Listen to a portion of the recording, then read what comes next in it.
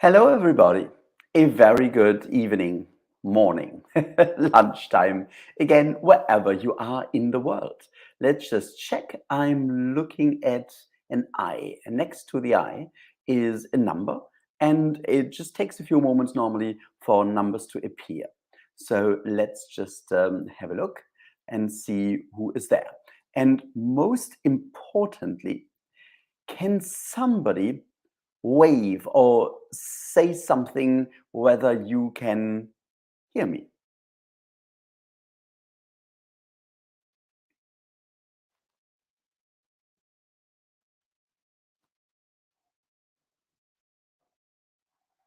So at present, I can't hear or see much. Let's just have a look what's going on there. We will figure that out in a moment.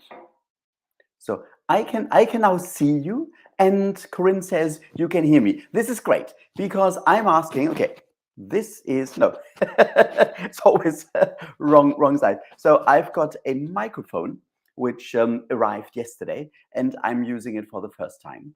And I just wanted to make sure that it actually works. So loud and clear. That's wonderful. Thank you for saying hi. Thank you for being here. Thank you for joining tonight. And I'm sure we'll have a really interesting evening and conversation, which is wonderful. It's just so amazing to have this weekly get together.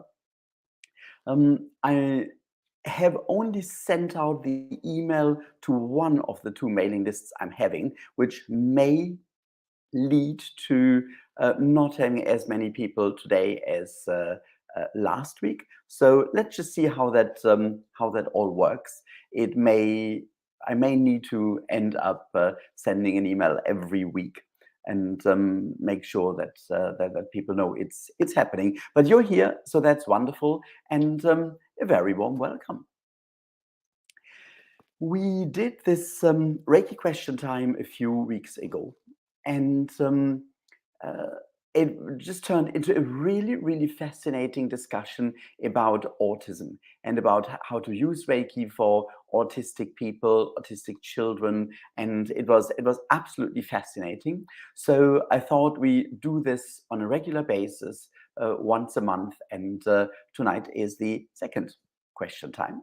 And last time I got this email beforehand with a question, and today I've got another email with a question. So I think it's going to go in a rather different direction, the discussion today. I'm just looking at the email, so I'm going to read that out in a moment, and then we can uh, start, exchanging our thoughts about this question. It's just so wonderful. Hi, Giampiero. Hello to North Carolina. Hello, everybody. It's just really lovely that you are all here. I would like to start with a little exercise, an exercise that I have been doing online and in workshops a few times. And I just really feel it is such a powerful reminder of what Reiki really is that I would love to start today's session with this exercise. Realizing what we are actually connected to when we use Reiki. So I would just like to ask you to bring your hands together and set your intention that you're connecting to Reiki.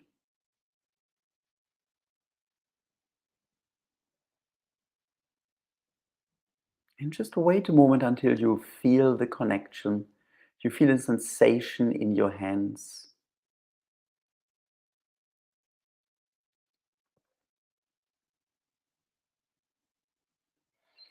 And then let's focus or bring our focus in the other direction. At the moment, we are very much focusing on the point where Reiki is working. We feel it in our palms.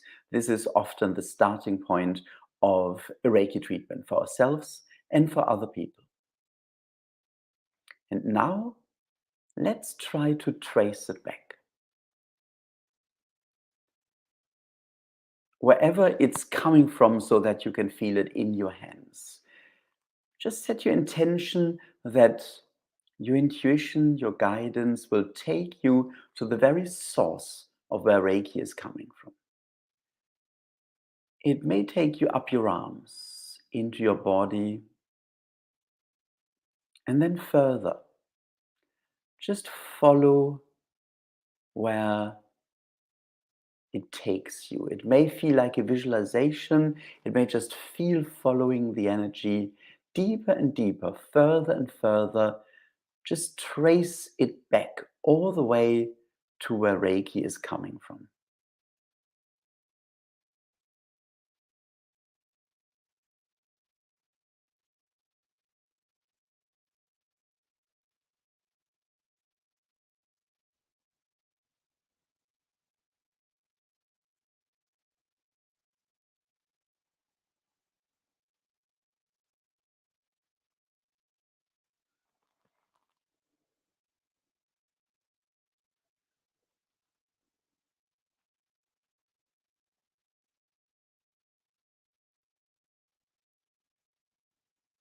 And just stay in this connection for a moment.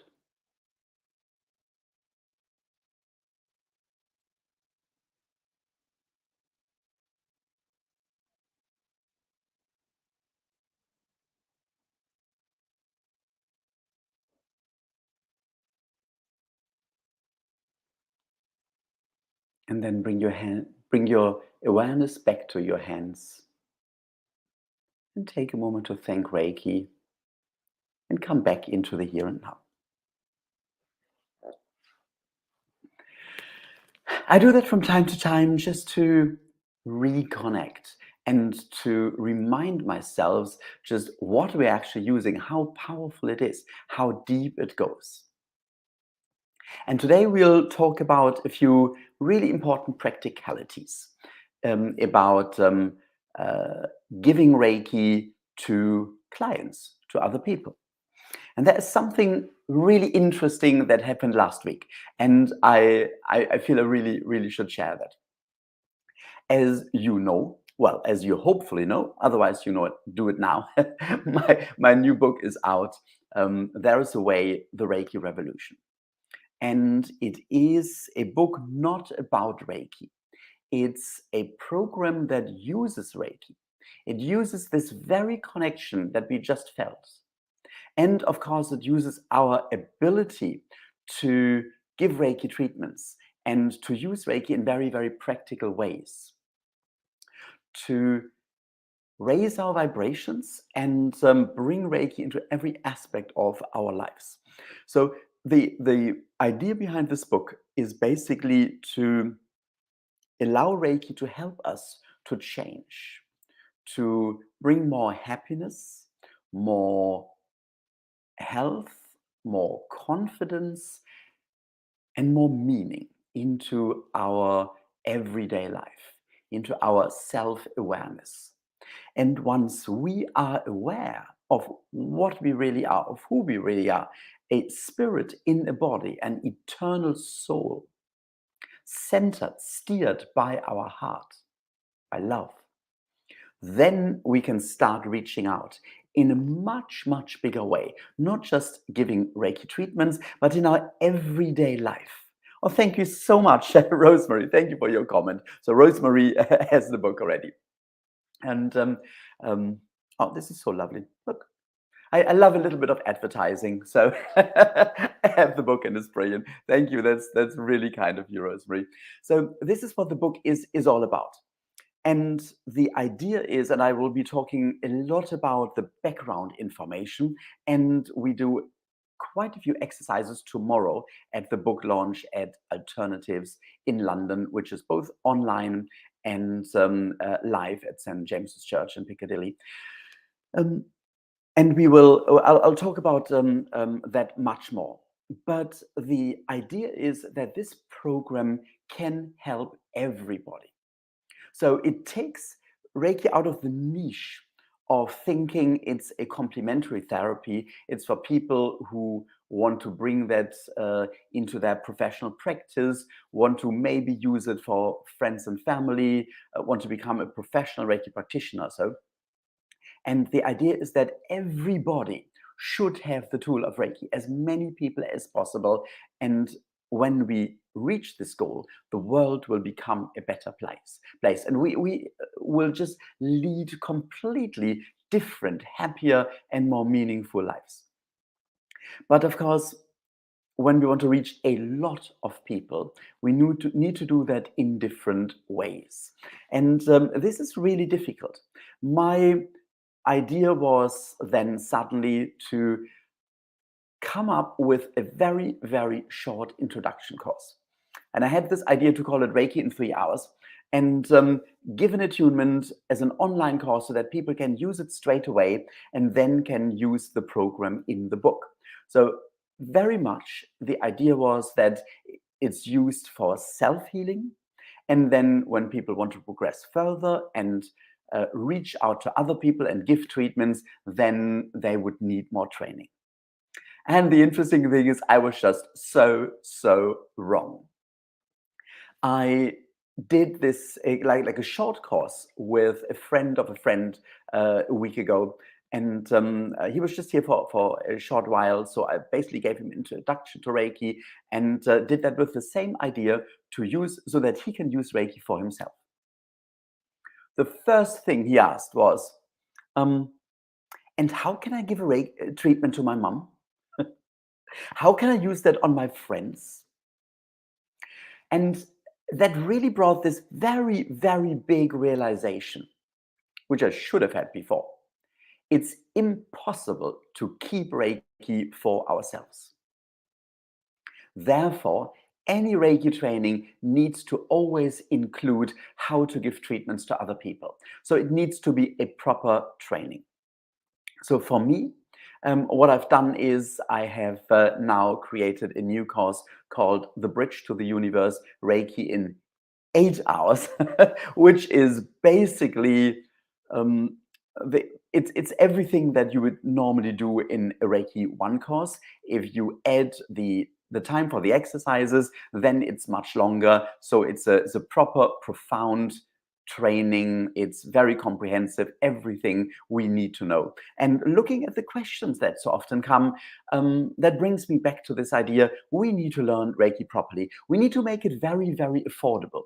So the course is already on the Reiki Revolution website, and it is at a very, very hugely discounted price, just with the idea to reach as many people as possible. But of course, if people then want to get more professional, we should have more training, and we should look at all the not just the experiential sides and how to give Reiki treatments, but also we need to know about how it compares to other complementary therapies, how to use it in hospital settings, and things like that. So that's really important. So Reiki needs to be learned properly, and this was just a really, really powerful reminder for me. So just in time, I've changed that, and I'm just looking at a question. Let me just see. There is a question, and we'll then get to the kind of main question that was sent to me in an email. My question is whether it's possible to be with someone in a Reiki way. For instance, in a school with the children who practice reading. So basically, if I understand that correctly, to kind of sneak Reiki in. I actually think it is possible. So when I'm in a place where there is an unpleasant situation, when I see that people start shouting, or there is, or on a street, there is something like a fight about to happen or something like that, I normally stop and just connect to Reiki and just send Reiki to this situation. Often I use the harmony symbol with this mantra that helps us to kind of realize who we really are and bring more peace and harmony and connection and intuition. And I found that very often, so when people raise their voices, I think, okay, something is difficult here. So I just connect to Reiki and send Reiki to that situation, and I do find that it can really, really help. So just to connect to Reiki, if you are a teacher, for instance, and then go into the class with the intention that Reiki may help you, guide you through, um, bring more peace, concentration, interest, and harmony into the classroom, I'm sure that can absolutely work. If your kids struggle to concentrate, you can place your hands on their shoulders and give them Reiki a little bit, or just kind of take a step back and just connect to Reiki, open your hands and let Reiki flow. Just during the time you are together, let Reiki flow. I did have that at some stage in a rather different way. I had, or my mom and had my mom and I had a friend who was a really lovely person, but he felt like an energy vampire. Not intentionally, but somehow we felt completely drained. Don't know what it was, whether he needed lots of energy or whether it was this kind of having a conversation or asking questions. So in the end, I connected to Reiki and just asked Reiki to be available so that the energy he would take would be Reiki rather than my own energy. I felt so much better afterwards. So it's interesting. Absolutely, we can do that. We can use Reiki in many meaningful ways. It's just very, very powerful. And of course, it also guides us. And this is something that the question that I got emailed today is about. It's do you have any tips or advice as to what I could say to Reiki clients after treatment to explain what I have felt or experienced and what it may suggest? At the moment, I say that I feel warmth or tingling, and it means that the energy is flowing and going to where it's needed. Also, it is more intense in a particular place than it if it is more intense in a particular place, then it's because healing there may be needed. I don't want to worry my clients, as a couple of them have gone away worried that there may be an underlying health problem, which may not be the case at all. This is a really, really important question. And I think it's very, very important to spend some time considering this, because what do we do? So we may place our hands in different positions on a person's body, on the body, or slightly away. And of course, we feel it in some places more than in other places. We may even find at a stage that we can hardly move our hands from where they are at present. They feel just glued, so we are stuck there. Or we feel when we want to move the hands, they kind of take us in a direction. You may even have learned the technique to kind of scan a body and sense areas where it's needed. And of course, then the usual question is after a treatment by the client. So, what did you feel? Or sometimes they also say, well, I felt this, I felt that. It was amazingly relaxing. I felt very warm here and there. But then when it feels warm here and there, they may also ask why. So in many a time, we are placed in a position where we somehow have to say why we spend so much time in a particular area.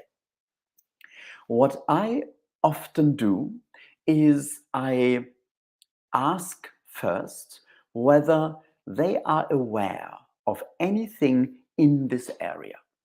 And often people say, there was pain, I had an old injury there, I had surgery recently, I had a fracture or something like this.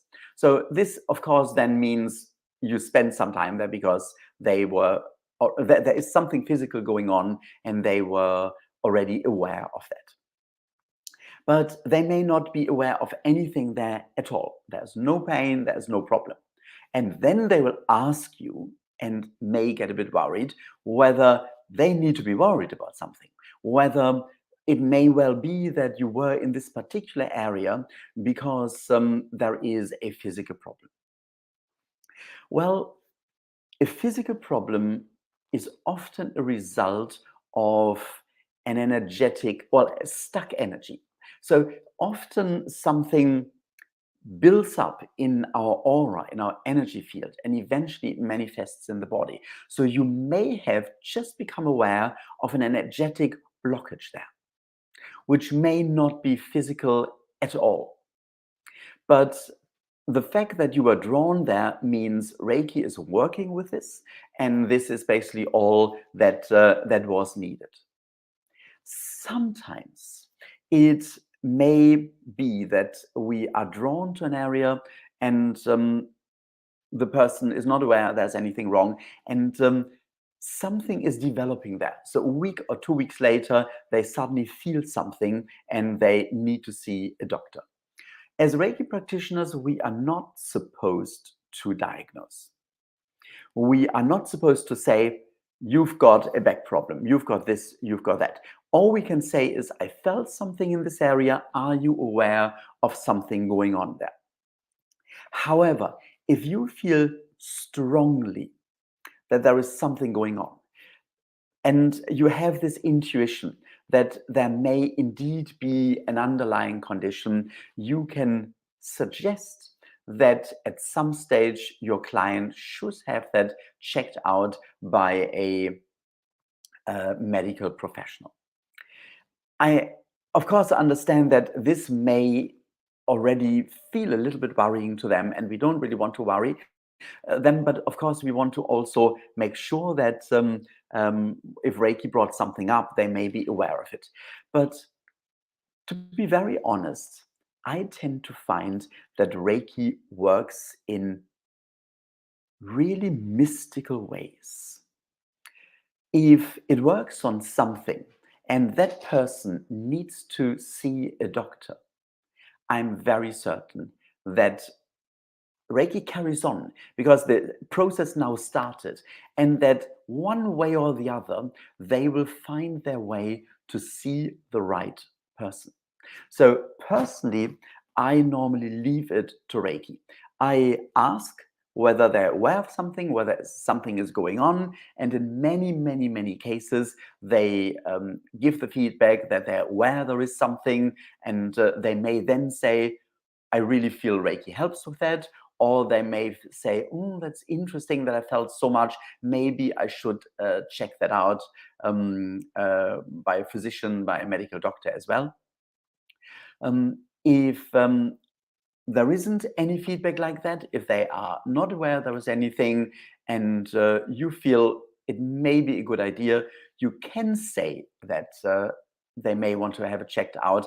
But I tend to find that Reiki starts this process. They may um, go to a dinner party the other day, and there's a medical professional, and they talk about something, and suddenly become aware that they have whatever, something in their body, a certain reaction or so that now makes sense, and they have that checked out. It may well be that they feel a bit unwell the following week and think, "Oh, Reiki picked that up already, so I better go to see a physician, to see a GP straight away." So this is my trust after doing Reiki for well over a decade, teaching Reiki. So it's not just from my own experience as a practitioner, but also from all the feedback I'm getting, that Reiki finds its ways to make people aware that they should take further treatment. And it finds really, really interesting ways to make that happen. So I would always suggest something very, very gently. What I find interesting is that Reiki, of course, often takes us to other areas than the ones where the person has a problem. So we may have a client with a back problem. And of course, we place the hands on the back and we feel the flow of Reiki, but we kind of feel drawn somewhere else. We may feel drawn to the knee. We may feel drawn to the hips.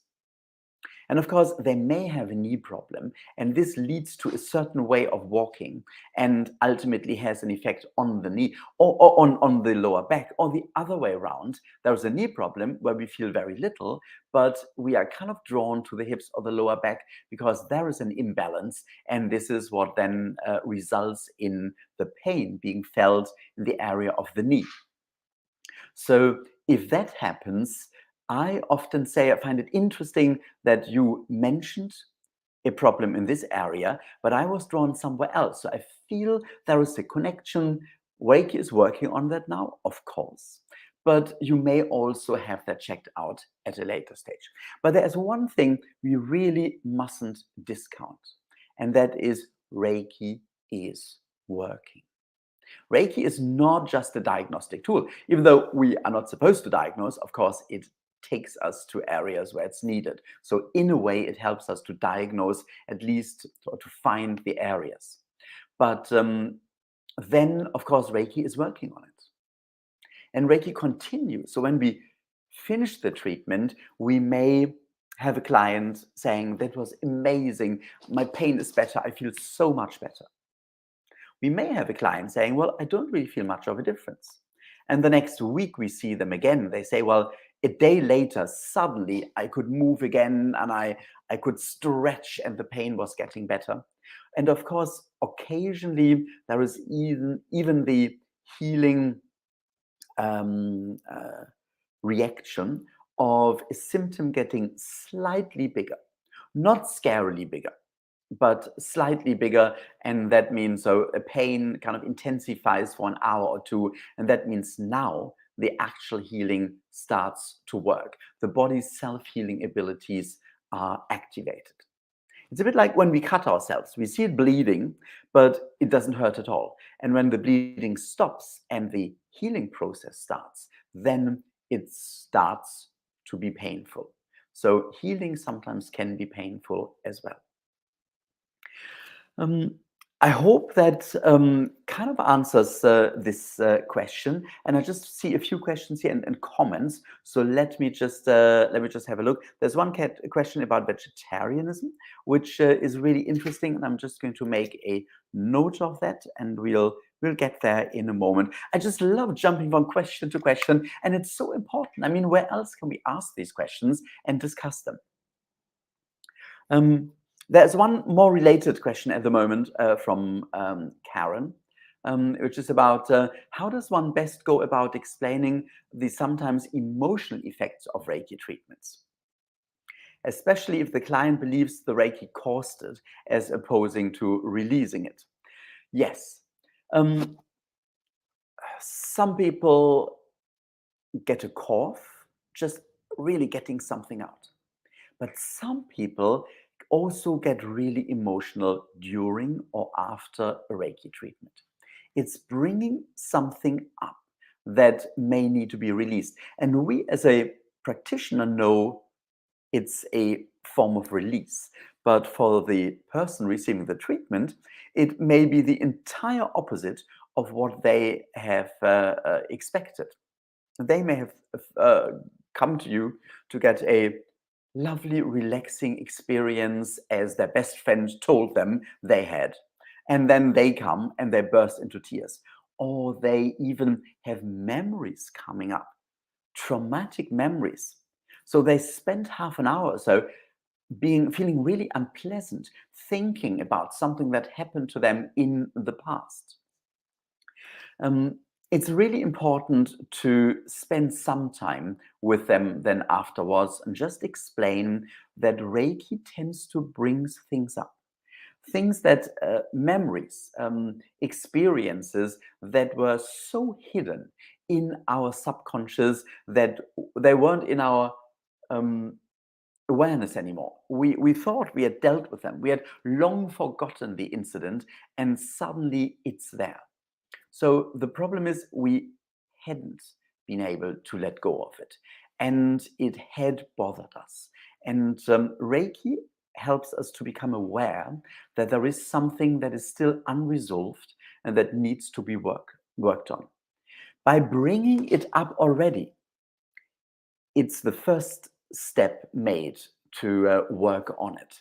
Once it's in our consciousness, it sometimes disappears itself, or we find a way to deal with that. We may talk about it.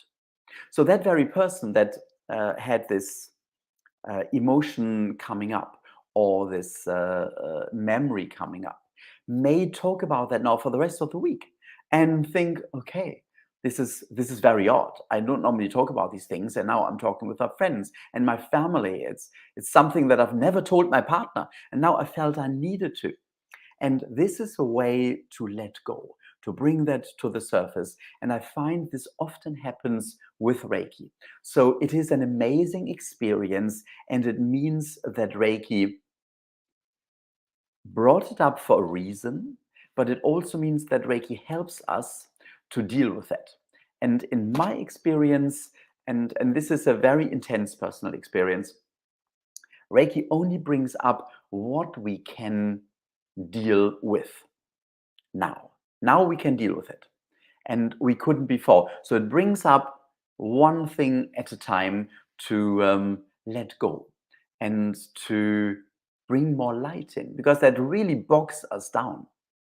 This is why anger and worry are at the beginning of the Reiki principles. They are very, very much, they hold us back.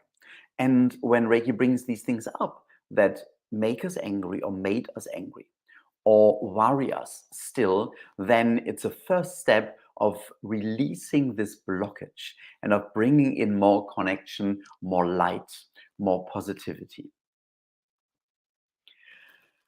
I'm just looking at the other questions. This is just so lovely to have these questions and talk about these fascinating things. And we're doing something very, very powerful, and I feel very important in a moment together as well. But there is one more question, and this has to do with being vegetarian.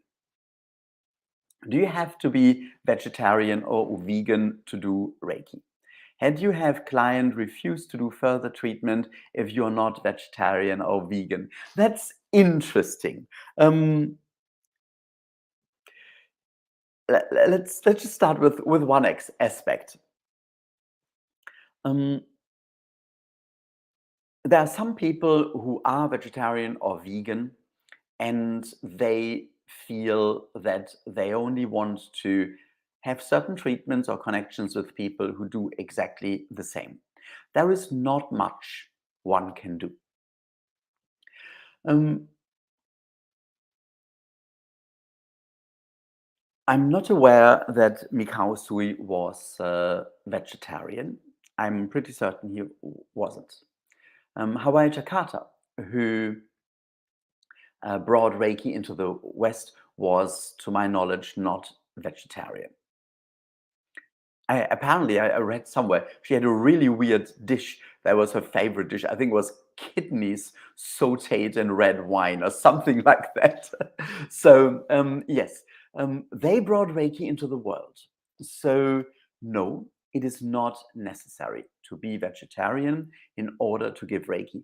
In fact, and this is really important, it's not necessary to be anything in order or before we give a Reiki treatment to somebody. We may have unresolved issues. We can still give a Reiki treatment. We've done something in the past that was not very helpful, that was disgusting. We may have spent time in jail. We can still give a Reiki treatment. Everybody can. Because whatever is holding us back, whatever we do in our physical existence is an experience. Reiki goes beyond that. Reiki goes to the very source. And Reiki realizes that we have experiences and we do make mistakes. So no, there are no preconditions. Everybody can give a Reiki treatment. But if you feel that the consumption of meat or fish is, or any animal-derived products is unhelpful, is holding you back, you think a lot about it, then of course it becomes a blockage.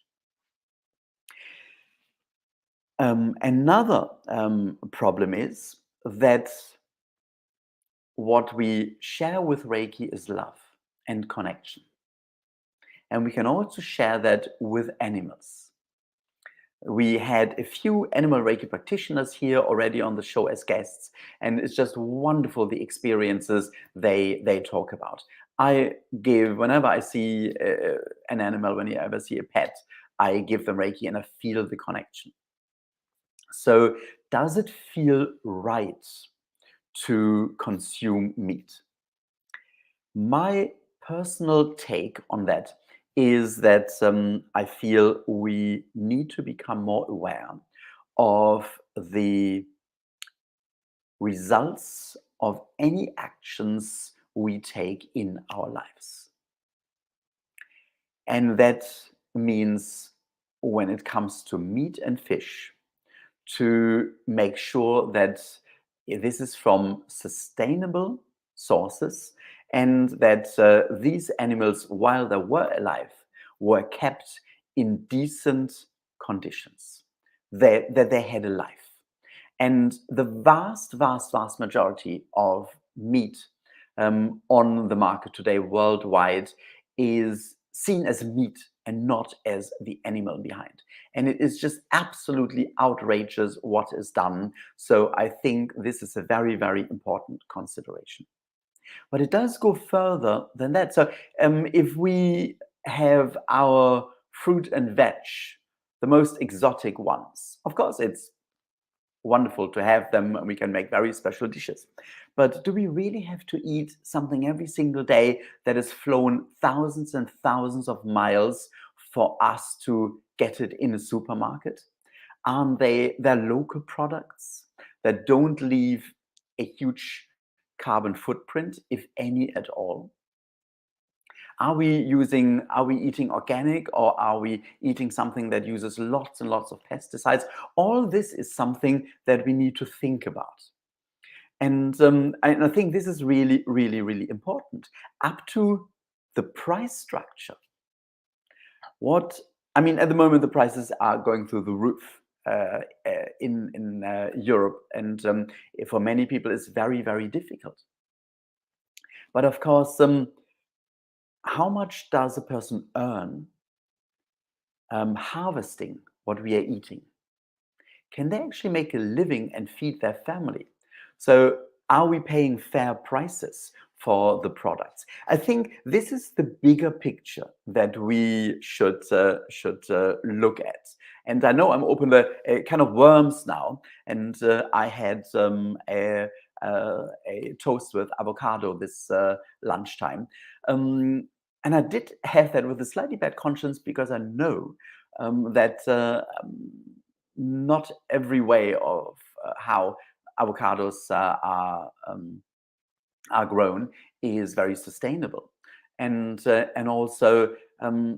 Do we really have to eat avocados all the time? I mean, I love avocados, but it is, in a way, it's a luxury item that is not, to my knowledge, produced in Europe, at least Northern Europe. So it is something that we need to import, and we do that all year long, and so on. So it's lots of things that I feel we need to think about. Pulses can be very easily stored and kept and are very healthy. So how often do we eat those? So I think there's a lot that we need to think about when it comes to food. And for me, it's beyond just saying vegetarianism is important. I think it's very helpful. So I suggest that for my courses. When I teach the master courses, there's only vegetarian food. So for me, this is very important, also as a suggestion.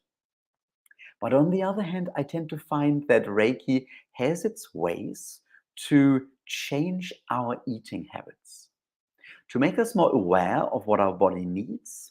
And a lot of students start as carnivores. And over time, the more they use Reiki, the more they give Reiki treatments, the less meat or fish they eat, and and often at some stage they leave it out completely. But depending on our physical conditions, depending on um, our metabolism and the way our body has the ability to turn food or take or get all the nutrients out of the food or the blood group we have, the more difficult it sometimes is for some people to be completely vegetarian. So personally, I feel it's acceptable to go to do or yeah to find a middle way. And what I found really fascinating is a few years ago I read something about the Dalai Lama and I did check it, and it seems to be correct. The Dalai Lama apparently has a health condition that it deteriorates when he does not eat meat. So he eats meat. And once prompted, obviously, as a Buddhist, as head of a Buddhist tradition that um, has a huge focus being on living as vegetarians, this puts him in a difficult position. And with his typical humor and wisdom, he said, "Well, I'm only eating meat every other day, so half of the year I'm vegetarian." I really like that and like that approach, and it also I also think it's very wise because it means if we manage things, so if we cut things out and reduce things, we already are doing a lot. So rather than eating something 3 times a day, maybe it's enough to eat something twice a week to have enough of the nutrients. So I'm just looking looking what other questions are there, but I think it's primarily covered today. And this is longer than I thought, so this is brilliant. Thank you so much for the questions, and I really love this and love the atmosphere and the engagement in all this. Reiki helps with a lot that uh, Reiki helps with our everyday life, but we also need often help ourselves. Of course, we can give ourselves Reiki, but it's really important to get Reiki from other people as well. And indeed, the national occupational standards for Reiki practitioners in the UK, they set the guidelines of how Reiki should be taught. And they state that a Reiki practitioner should regularly have Reiki for themselves, not just giving it to themselves, but having it from other people as well. And there is a certain quality, just leaning back, allowing Reiki to work, not focusing, not concentrating, just realizing what's going on in your body. And this happens in a one-to-one treatment and in a Reiki share. And this is why it's so important to have these Reiki shares once a week as well. And I repeat that again and again every week because I just find it so fascinating getting the feedback. It works even for those watching the replay. So if you want a longer Reiki share, just go back and repeat it again and again and again so that you take part in the longer Reiki share as well. So it really works. It's fascinating. Last week, we were looking at the Reiki sound healing, this really interesting new dimension of Reiki.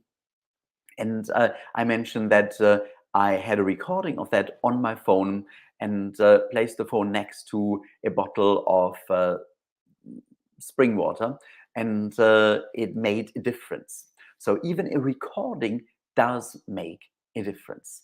It is incredible. And rather than um, just struggling with everything that's online, it's also a way of realizing, well, Reiki, yes, works on these things online, so we can record something and people still have a huge benefit from that. So when you're ready, I would like to ask you to join giving and receiving Reiki. So just bring your hands together, close your eyes, and connect to Reiki once more.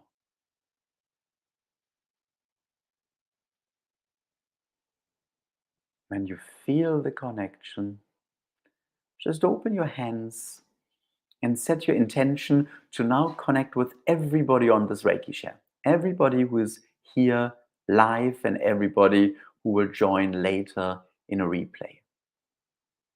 You can draw the connection or distance symbol to deepen this connection as well.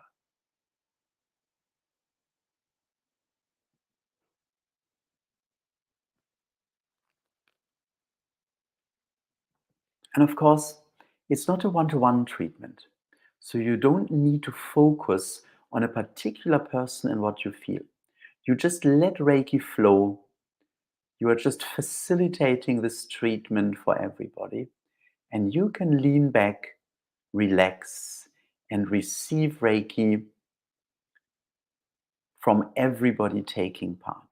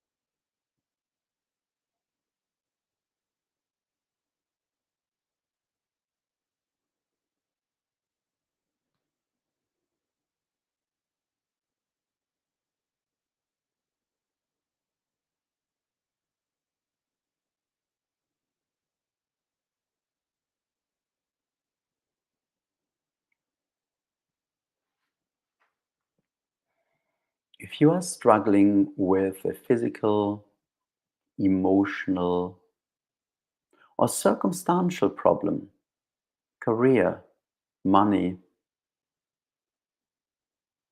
just ask Reiki to help you with this.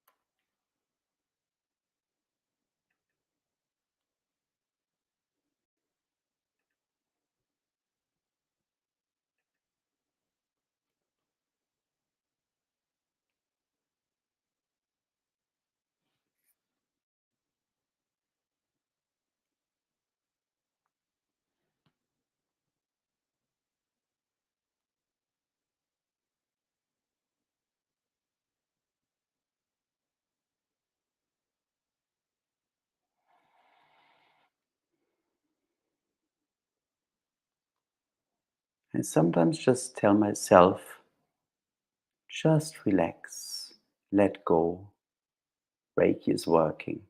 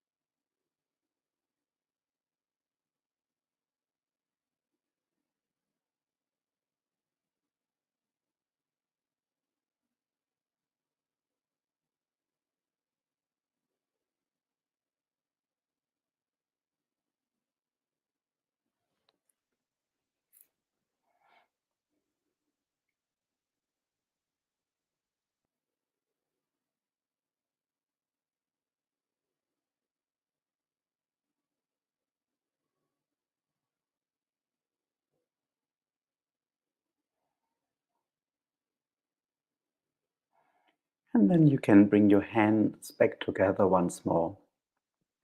Thank Reiki and slowly come back into the here and now. Thank you for joining. Thank you for this really powerful Reiki share. And thank you for being here every week.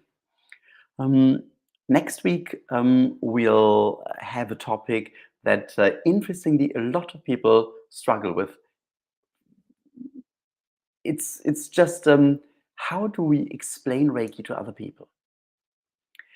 How do I explain it to my skeptical husband, to my teenage children, to the teachers at school where my children go to, my best friends? How do I explain that to people who are generally interested in Reiki, and giving some kind of more depth to the answer? And we'll not just find kind of different ways of or different approaches of explaining Reiki, but there's also a lot online, um, and that you can use while you explain Reiki, the scientific evidence behind and all these things. So we'll go really deep into the evidence for Reiki and how to bring that across when we explain Reiki to other people.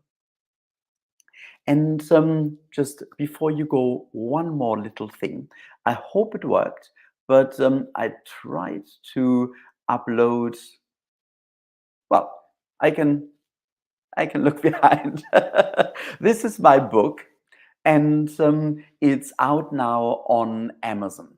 You just need to type in Torsten A. Lang, There Is a Way, and it is available worldwide, both on Kindle and as um, as a paperback. And I'm just so excited to be able to officially launch this tomorrow. And I'm just looking, where did I put that now?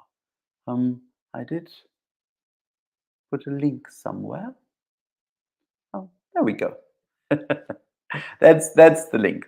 Alternatives.org.uk. You can just go to alternatives.org.uk, go to events, and you'll find it there, or you use this link. And it is a 1.5 hour event, 7 to 8:30 p.m. UK time. So that is 11 to 12:30 Pacific, I think. And it is not just a book launch. I will not just be reading from the book. Or it is more about the whole idea of how we can change the world, and especially our unique place in the world at this given time in history. So we'll do an exercise where we go deeper into this realization. What makes me so special? What is my unique place in the world to make the world a better place? Why have I incarnated at this time in world history? So, with this kind of big question, I will let you go. Thank you so much. It's been such a pleasure to connect once again, and I will see you next week live from California. So, see you then. At the same time, it's just that I will be in a different time zone, but it's still the very same time, 8 p.m. UK time. So, see you then, and thank you so very, very much for sharing.